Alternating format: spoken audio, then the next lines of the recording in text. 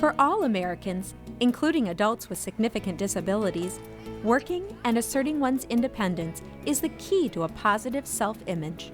Based on person-centered plans, nonprofit community rehabilitation programs, or CRPs for short, provide a full range of service and support that empowers adults with significant disabilities to lead proud, productive lives in the community, from day programs for people who aren't ready to work to fully integrated community jobs for those who are.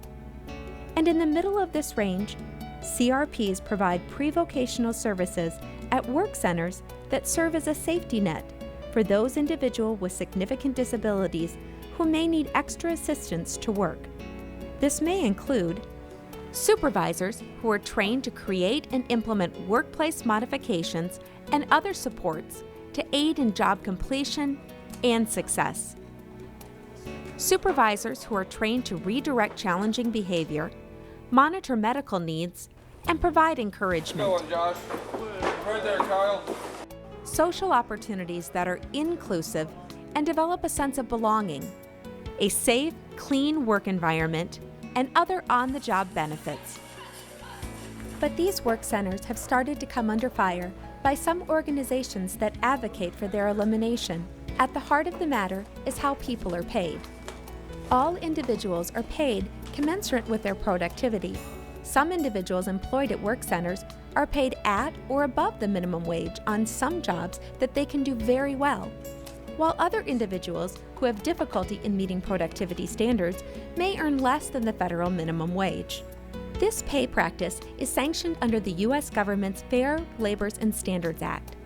In today's competitive labor market, the commensurate wage is part of the safety net for those people with significant disabilities who might otherwise find it very difficult, if not impossible, to find a job in the private sector because they are unable to satisfy productivity standards established by employers. The unemployment rate for people with disabilities is already twice that of the general population. So if this pay practice was eliminated, it would only further negatively impact their employment prospects. For a work center to be granted permission to use this pay model, however, it must first be given special minimum wage certificate by the U.S. Department of Labor. This certificate ensures several safeguards are present that protect both the employee and the employer. The first step in the process of establishing this commensurate wage is for CRPs to conduct an annual wage survey of for-profit companies doing similar work in its geographical area. This is done to determine the average or prevailing rate companies pay their experienced workers for each job the CRP will expect its own employees to do. This prevailing rate is the basis for what the CRP will pay its workers. For instance, 3 area companies are surveyed to determine their hourly pay rate for experienced workers to assemble packets. The company responds with $8.25, $8.30, and $8.35 per hour. The average of those wages is $8.30 per hour. The next step is to determine the piece rate. To do this, CRPs conduct a time study to find out how many pieces 3 people without disabilities can assemble in 20 minutes. By dividing the total number of pieces completed by their combined 60 minutes of work, the average time to assemble each piece can be determined. So, going back to our example, in those 20 minutes, the people completed 38, 40, and 42 packets respectively. Based on this, we can determine it takes an average of 30 seconds to assemble one packet.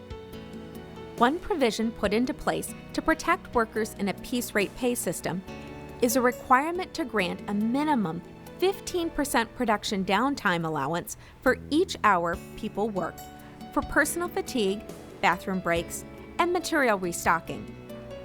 Because 15% of 60 minutes is 9 minutes, for simplicity, many CRPs round this to 10 minutes. This provision actually serves as a double benefit for workers. Not only does it account for potential downtime when determining the piece rate, it enables workers to earn more money because of the extra 10 minutes each hour they can potentially work should there not be any downtime issues. Again, going back to our packet assembly example, To determine the final piece rate of an assembled packet, we calculate using a 50-minute hour, or 3,000 seconds, and divide that by the number of seconds to assemble each packet. This tells us it is reasonable to expect a person without disabilities to assemble 100 packets every 50 minutes.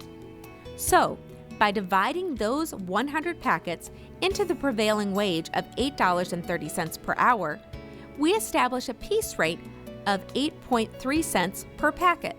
If a worker can only complete 40 packets per hour, he or she will receive $3.32 for those 40 packets for that hour. If another worker is very adept at this type of work and can complete 125 packets, he or she will earn $10.38 for that hour. Now let's look at an example of how this practice actually benefits workers. In scenario 1, Julie is employed by a community rehabilitation program. In scenario 2, she is employed by a for-profit employer. As you can see in both scenarios, Julie's job is to sew.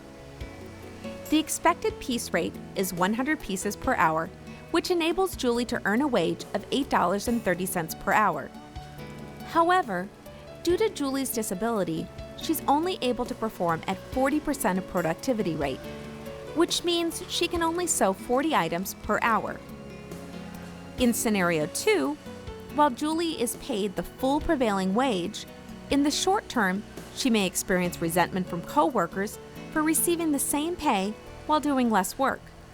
And in the long term, she could very well be dismissed from her job because the employer can't afford to employ her because of her low productivity.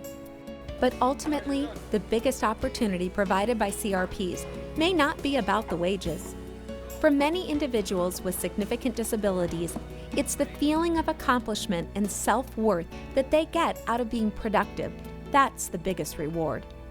While some people with significant disabilities thrive in community jobs, and each CRP works hard to arrange for those opportunities when they are appropriate, the reality is, some people do not.